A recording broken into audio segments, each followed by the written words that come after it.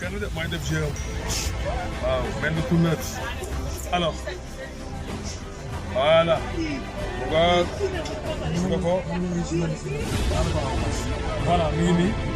gàddu saagam alors bu si dee nga pose ko nga gis que finalement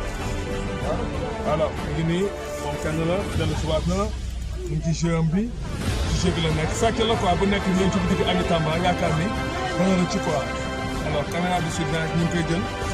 mu ngi noonu voilà donc jël na boo xam ne ginnaaw bi baax na lool kees yu baax la yor waaye jikko ju baaxul xeesal na ba weex mais jikko ju baaxul mi ngi nii mbuus baa ngi nii mu yor alors ñu xool ko jékki na alors morceau bu noir bi lay jël bu jëlee morceau bu noir bi gis nga ko alors xool positionnement gestu xool gars yi nii plaqué mu ñëw caas waaw caas ma yëkkati waaw mi ngi nii xoolal voilà yëkkati na xool ko voilà teelaat na ko positionné na ko mi ngi xool bu ñëwee naka la ñuy taxawee xool na gars yi mu ngi sëgg alors mu ngi wokkatu xoolal de allez caas ma yëngatu léegi mu jël rek dugal ci mbuus voilà xoolal lem na da koy lem nank ci poojam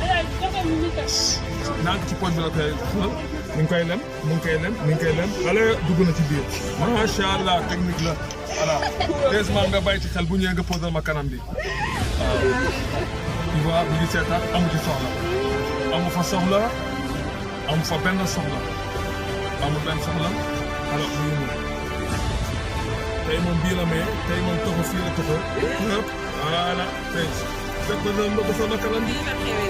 waaw marché bu ko bitik Ami Tamba waaw bii nag c'est la 5e voleuse bu ñu fi jàpp surtout bi dañu war a bàyyi la mi ngi nii mi ngi noonu